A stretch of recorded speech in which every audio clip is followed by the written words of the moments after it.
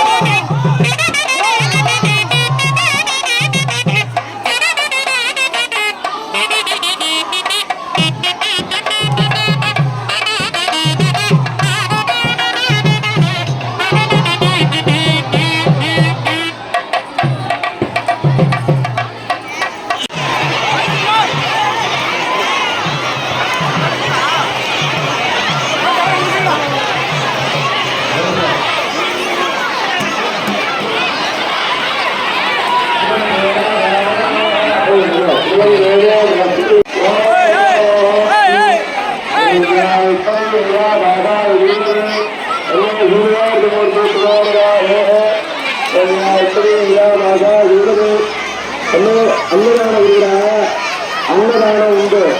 அன்னதானம் சாப்பிட்டு அன்னதானம் உண்டு. அன்னதானம் வந்து சாப்பிட்டு உண்டு. அன்னதானம் உண்டு. இருந்து சாப்பிட்டு அன்னதானம் உண்டு. இருந்து சாப்பிட்டு